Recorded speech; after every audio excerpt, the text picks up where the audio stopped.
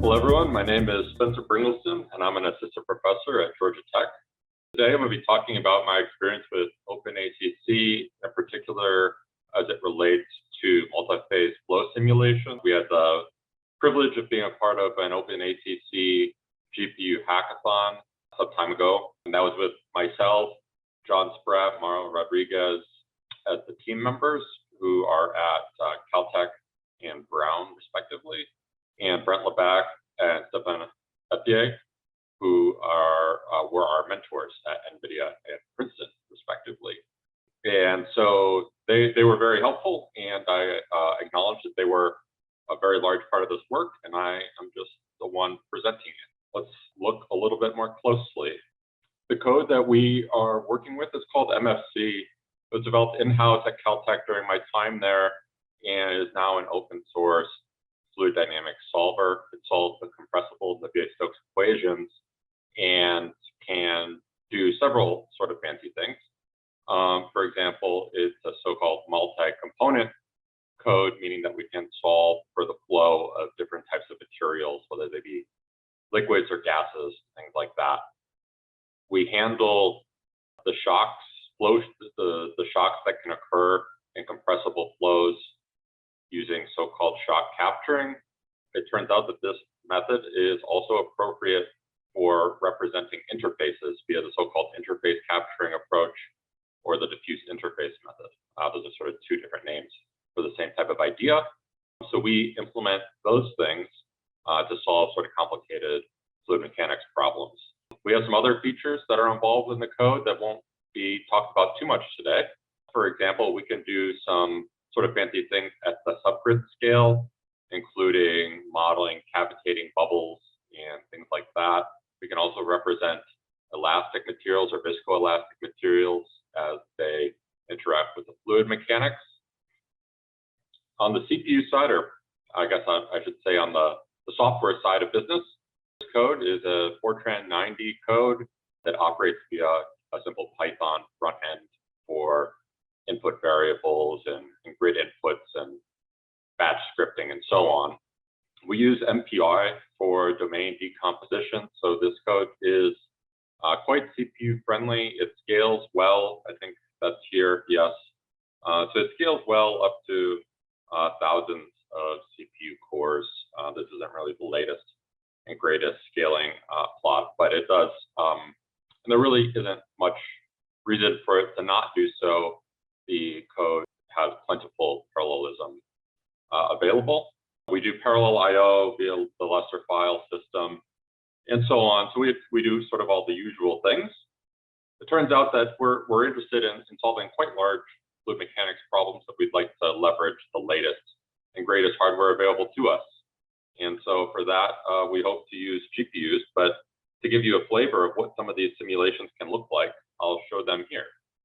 So maybe if we start in the top left, you'll see what is an atomizing droplet, meaning that there is a liquid droplet here that's being hit with a shock wave, a gas shock wave that causes it to continuously break up, deteriorate, and the atomization process, which happens near the end, and you're looking at contours of so-called vorticity. On the left, you see a bubble that's cavitating. It's attached to a wall, and you'll see the subsequent types of features that form in the flow, the shock waves, and the different interfaces that we have to deal with. And that's an important part of our algorithm. I discussed that on the last slide. The subgrid methods are showcased on the right-hand side of this slide.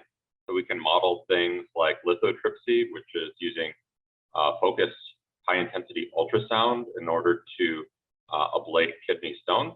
So doing that, we have subgrid bubbles here, and they operate at the subgrid because the bubbles are very, very small compared to the flow and the other timescales we're interested in. So we have to basically do it at the subgrid scale in these types of applications, but it turns out we have good models for that. The one in the bottom right is a model of a sort of clever thing that humpback whales have learned to do in order to capture their prey, is that they use their blowholes to create a sort of cylinder of sorts of bubbles, which is represented as the blue region here. So inside this blue region, you can imagine modeled subgrid cavitation bubbles. And and they are excited by the humpback whale's vocalizations, which they orchestrate actually very carefully.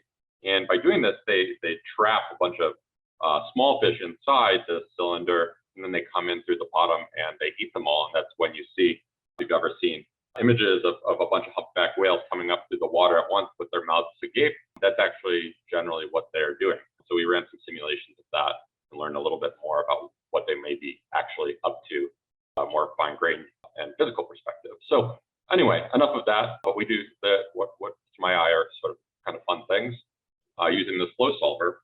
And we'd like to do more fun things and bigger things. And so if we look at a profiling of how this thing performs on a CPU and just seeing what's expensive and what is not, we'll see that about 90% of the costs are associated with, well, 99% of the costs are associated with computing the right-hand side of the flow equation. This is expected. It's simply a method of line type of approach to solving the flow physics. So this is expected, and the rest is small overhead that it really isn't well represented here in this chart. So we shouldn't worry about it in this case. But the lion's share of the cost within the right-hand side, so the right-hand side contains everything I've been talking about, really. That's the entire code, is in the reconstruct cell boundary values and the Riemann solver. And so these are the two key routines that are required in order for the shock and interface capturing. So one does what's called WENO, weighted essentially non-oscillatory reconstruction, the finite volume formulation that allows us to do these things. And then there's an associated Riemann problem that must be solved after that due to the discontinuities that are formed by using the HLLC type Riemann solver. There, we are able to get good approximations of the fluxes that occur across the finite volumes. So these things are basically just high operation count algorithms, and that's why they take all the time, and the rest of the time is effectively unimportant. So we hope to speed those things up on GPUs. At least that was our hope. And if that can be done, then that would have a lot of impact on how other people do flow simulations, because these types of algorithms, I should emphasize, are used broadly. So let's get into that. So here's a zoomed in version of what's happening there and the different types of routines that happen within those routines, but there isn't really a need for us to talk about it in too much detail. This is I already talked about. These take up something like 84% of the simulation time on the CPU, but some of the other time is actually unnecessary overhead that wasn't really being carefully measured here. So at any point that these are the key things we'd like to speed up. I should say that while they do have high operation counts, these are essentially vector operations. These aren't matrix vector type algorithms, nor are they matrix algorithms. And so as such, they have relatively low memory reuse. And so you may suspect that, whether they're not as well suited for GPU computing as matrix type based simulations are, but we do see perhaps a medium amount of memory reuse if you structure the algorithms correctly. And so we think we can take advantage of that and also show some results.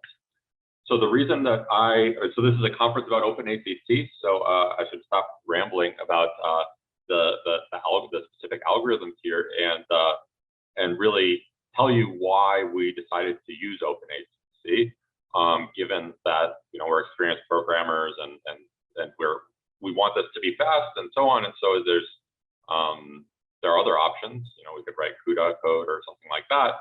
But we had a few things in mind that made us go with OpenACC. The first is that it's easy. And so the algorithms we're talking about haven't really been widely disseminated on GPUs before, and so it's unclear what the performance will look like.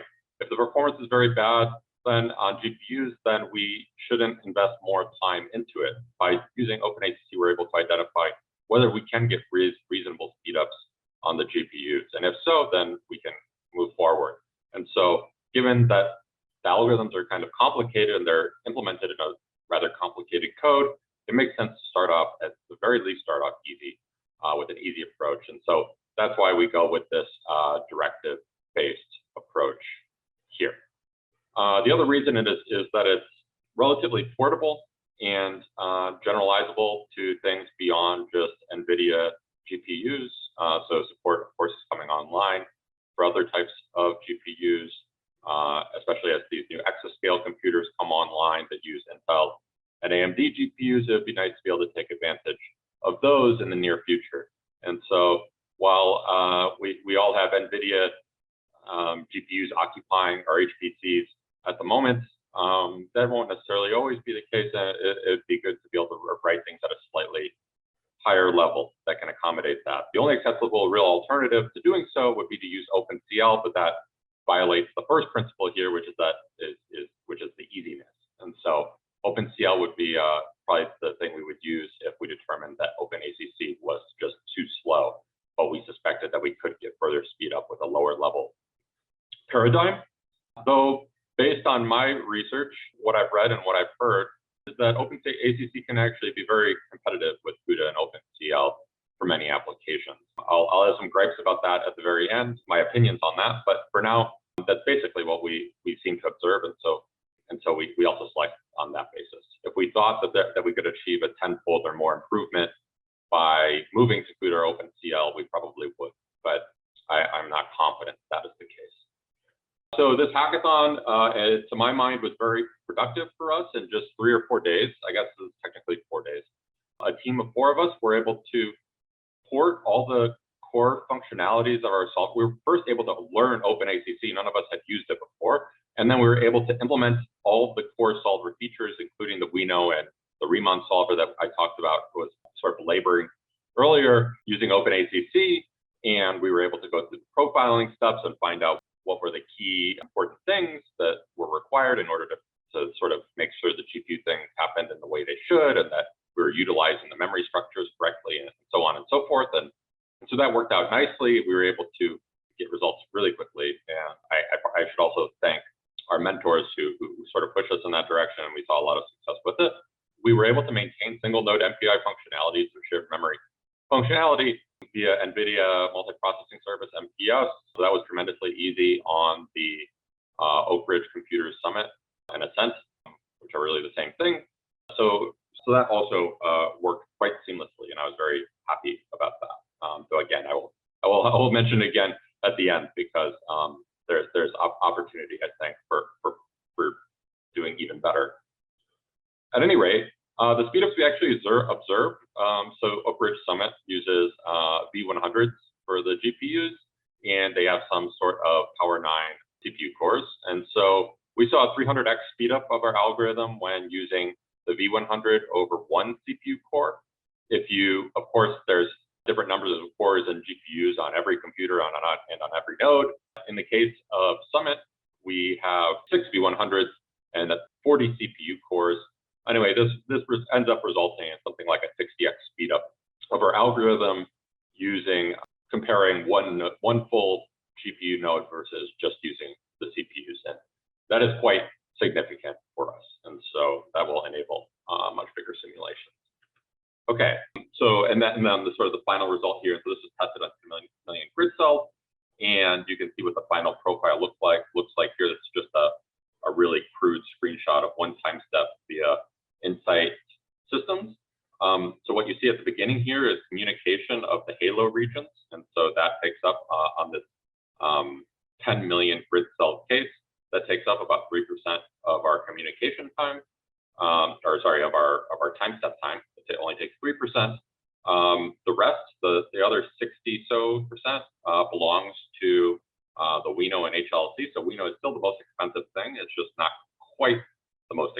It's not as overwhelming as it was on the CPUs, which to my eye is good, because it perhaps suggests that improvements can be made to these other kernels to bring the WENO back up to the proper operation counts where it would be. Would again take the lion's share of the computational cost, and we could perhaps get even bigger speedups. But anyway, we were quite happy with these results. These were just simple cases that ran on 10 million grid cells. As you can see, one time step took something like 3 or 4 milliseconds on one of these nodes. So that's quite promising. So the most expensive kernel we had was this WENO kernel, and with OpenACC, fortunately, it's quite straightforward to profile this thing, and we saw that we're able to get quite near the roofline in terms of arithmetic intensity. So we were relatively happy with that. We knew that this operation would be memory we're not doing so terribly, and we are able to take advantage of, I don't know, something like 10% or maybe more, maybe 30, 25, 30% of the possible arithmetic performance that can be realized on a V100, and we're relatively balanced between the amount of time spent in the streaming multiprocessors and the doing memory operations. So that was a relatively good sign to my eyes. What could be better is really the sort of main takeaway here. And so we're very happy with the results, and we will continue to use it, develop it, and we have been. And everything is looking quite good, but that doesn't mean that things couldn't be better. And so maybe I'll just enumerate those things here as basically a user of this and what I observed. So there's a few things. One is multi-node jobs. Summit has a very nice system for coordinating those jobs and binding the correct devices to the right cores and using all the right MPI wrappers and setting all the right environment variables and so on and so forth automatically whenever you invoke a batch job. Other computers like Exceed computers, to my eye, these things are not automatically taken care of. Or if they are, they're only for very select compilers and configurations, and that we have struggled with quite significantly. And so while I know that these things, I just think that these things could be better documented, essentially, how these things could be done. I don't know whose job that is really at the end of the day, whether that's OpenACC thing that should be addressed in the documentation there, or it's something that should be taken care of on the actual the side of the people that actually run those computers, or perhaps both. Profiling MPI jobs also proved to be a bit challenging. You can generate these profiles, but then you end up just getting a profile of one MPI rank, and it'd be nice if the insight tools or something else that was readily accessible could do that a little bit more seamlessly. So we had a little bit of struggles with that, but I would say the biggest thing that sort of held us back from implementing OpenACC in our entire code base is the handling of Fortran derived types. So a lot of big Fortran codes utilize Fortran 90 and up codes use derived types to handle their data structures, as you may well know. And OpenACC is not very friendly with this. It turns out that there are a couple of ways and a couple of flags that can be used to handle this, like deep copy and unified or managed memory. These things, of course, have their sacrifices. So while they may work or be able to work, and even if you can get the speed ups that you had before while using them, you still may be sacrificing portability. You know, these things are associated with Tesla-based Nvidia GPUs. So what happens? You know, does that mean my code is just not going to work on other types of GPUs? That to my eye sort of defeats the standard of OpenACC, and so some sort of advance there, I think, is needed for sure. That would certainly make our lives much easier. It would be useful to know when OpenACC is not appropriate. So what types of data structures, what types of codes, what types of algorithms, and what are the characteristics of all of those things that make OpenACC not perhaps an appropriate choice, but instead CUDA or OpenCL or something at a lower level. I don't have a very good intuition for that, even though I've read one or two papers about it and or about people profiling different things and testing different types of testing OpenACC against CUDA and comparing kinds. I still don't have a good heuristic in my mind for when one should do those types of things. And if that was more widely propagated or even just understood at all, that would be tremendously useful, I think, for a lot of folks. And it would make the argument, I think that the answer is that OpenACC is usually appropriate. And I think if there were more numbers and a better heuristic to go along with it, it might even accelerate OpenACC adoption because programmers like myself, the people in like computational physics and so on, we always sometimes fear anything that looks at all high level, and we always want to go to the lowest level possible because we think we're fancy and we just crave having the fastest thing ever. And so anything that one could do to emphasize that, you can get that type of performance using OpenACC, which I suspect you can, I think would be helpful. I think that's last slide, so thank you for paying attention. And this is a recorded presentation now, so I can't take any questions, but you are welcome to search my name on the internet and email me if you want to hear from me about something. So thanks so much. That is all.